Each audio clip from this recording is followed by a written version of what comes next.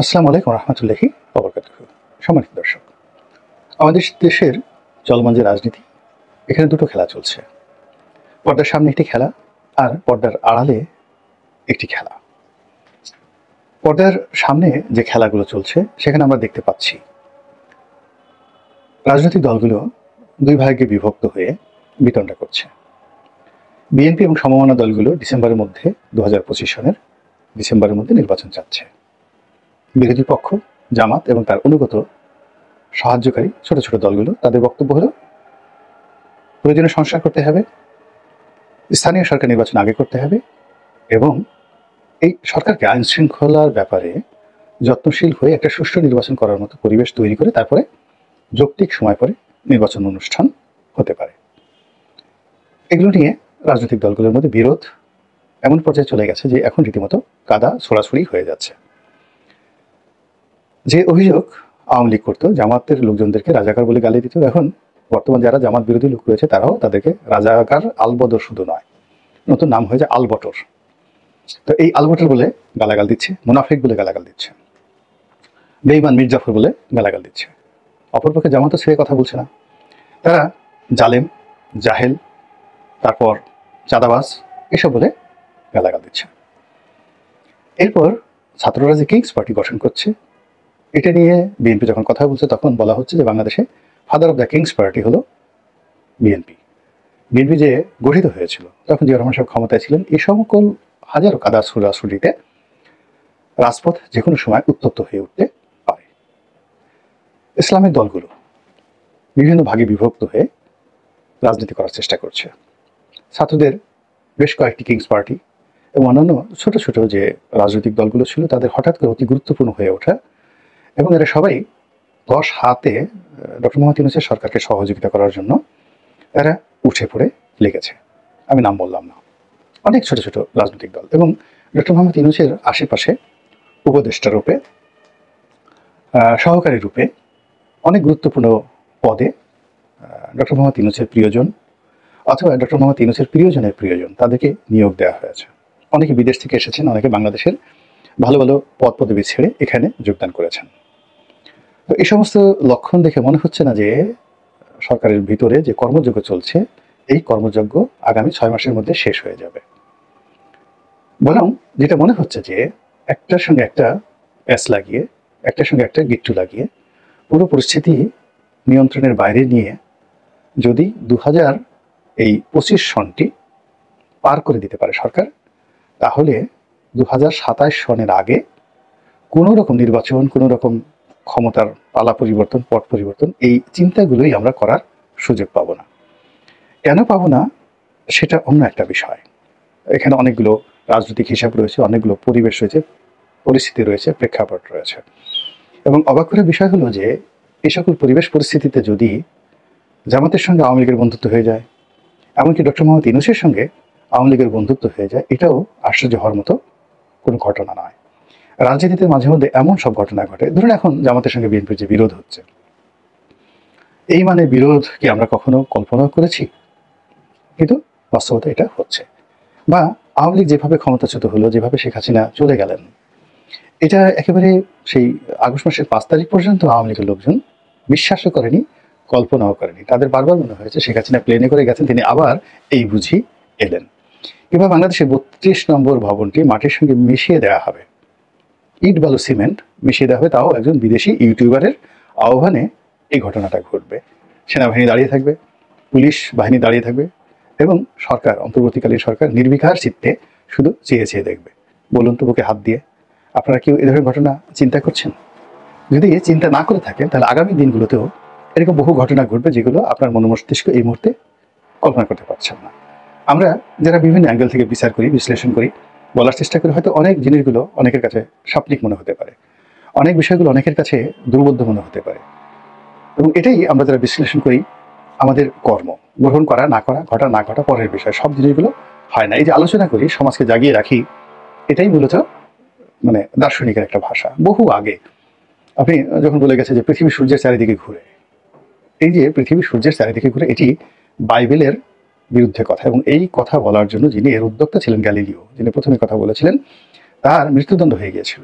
এবং সবার কাছে প্রকাশ্যে ক্ষমা চেয়ে তাকে রক্ষা পেতে হয়েছিল, গ্যালিলিওকে। এর বহু শত বছর পরে প্রমাণিত হয়েছে যে পৃথিবী সূর্যের চারিদিকে ঘুরে, কিন্তু গ্যালিলি তখন চলে গেছেন। এরকম অনেক বাস্তব ঘটনা ঘটে। দার্শনিকরা শত বছর আগে, হাজার বছর আগে যে কথাগুলো বলে গেছেন, 1000 বছর পরেও সেই ঘটনা ঘটে গেছে।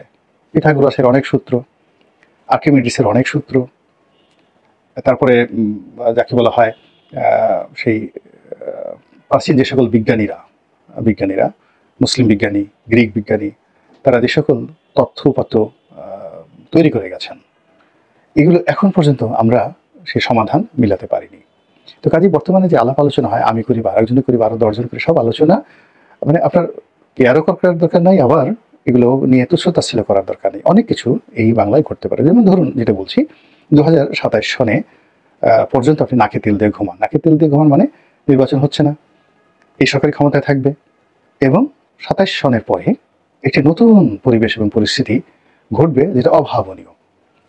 কেন অভাবনীয় তা প্রমাণ করার জন্য আমি আগে বলছি যে শেখ হাসিনার পতন হবে। আমি এটা 2014-15 সন থেকে বলা শুরু করেছি, এবং তখন আমি বলেছিলাম যে শেখ হাসিনা যেভাবে তার প্রতিপক্ষকে শেষ করে দিচ্ছেন, রাজনৈতিক ইনস্টিটিউশন এবং রাষ্ট্রীয় ইনস্টিটিউশনগুলোকে যেভাবে তিনি ধ্বংস করছেন, ফলে আশ্রয় নেওয়ার মতো তার কোনো জায়গা থাকবে না।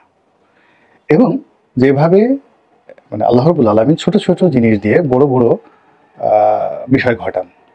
আমরা গল্পে শুনেছি যে নমরুদের মতো সে প্রতাপশালী রাজাকে তিনি খুন করেছিলেন, নিহত করেছিলেন আল্লাহ রাব্বুল আলামিন একটি যাকে বলা হয় মানে খোড়া মশা দ্বারা বা ন্যাংরা মশা দ্বারা, অর্থাৎ সেই মশার একটা পা ছিল না, এরকম আমরা শুনে আসছি।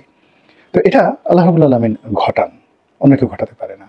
কিংবা আবাবিল পাখি দ্বারা, ছোট ছোট আবাবিল পাখি দ্বারা সেই হস্তি বাহিনীকে তিনি যেভাবে পরাজিত করেছিলেন, সেই ঘটনা তো বেশি দিন আগের নয়। আল্লাহ রাসূল যে বছর জন্মগ্রহণ করেছিলেন, অর্থাৎ 570 খ্রিস্টাব্দ, সেই 570 খ্রিস্টাব্দেই এই ঘটনা ঘটেছিল। আল্লাহ রাসূল তখন মায়ের পেটে ছিলেন।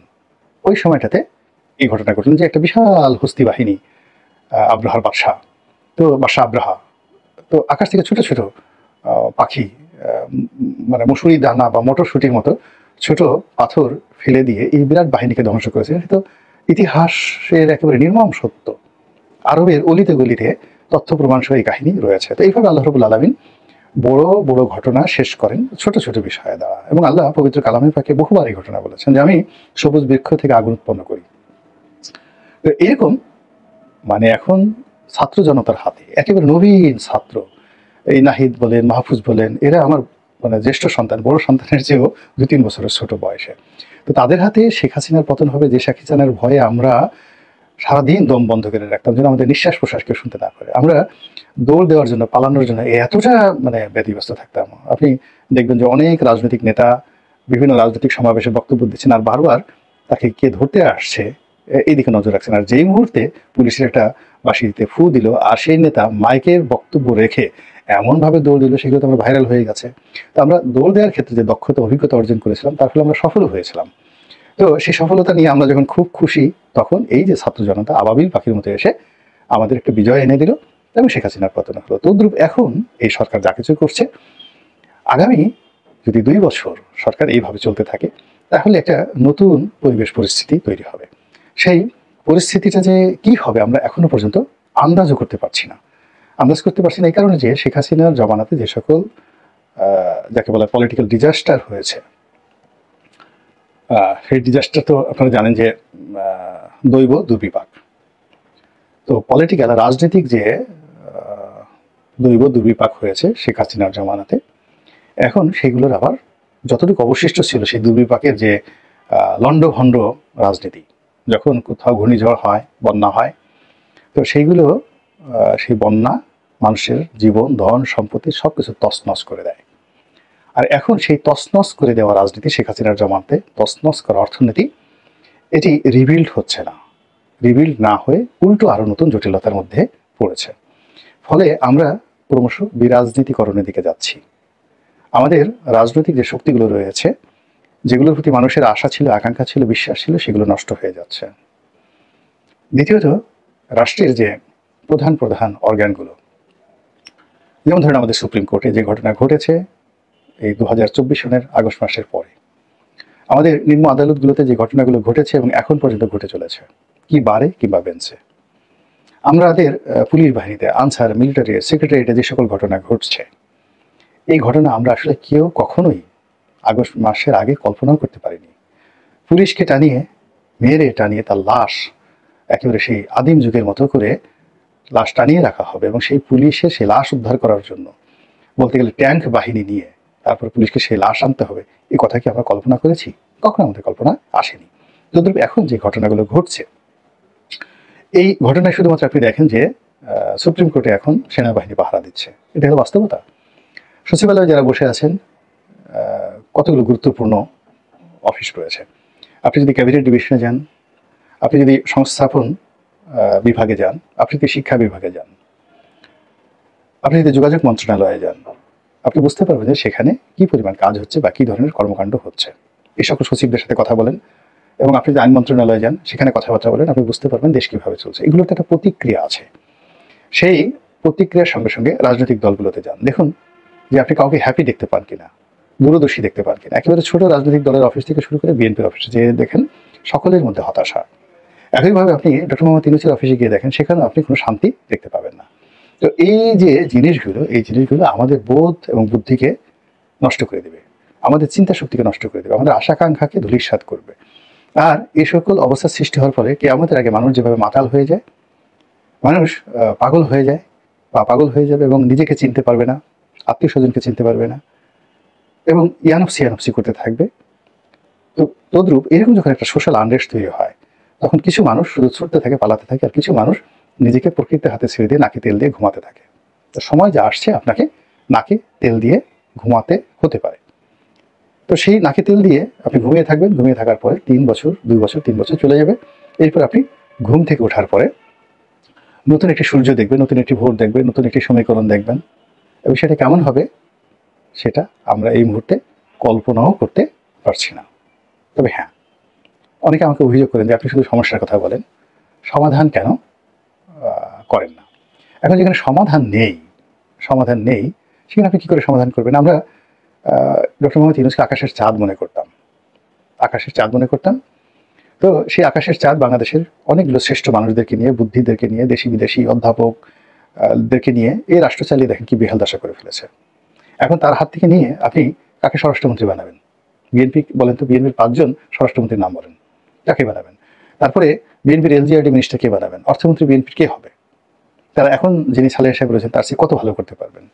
বা এখন বিএনপির যে নেতৃত্ব রয়েছে, রুহুল কবির রিজভী থেকে শুরু করে অন্যান্য যারা রয়েছেন, তারা আগামী 6 মাসের মধ্যে তাদের এমন কি শক্তিমত্তা চলে আসবে যা কিনা বর্তমান এই দলটিকে নিয়ে যে বিতর্ক হচ্ছে এগুলোতে তারা নিষ্পত্তি করতে পারবে।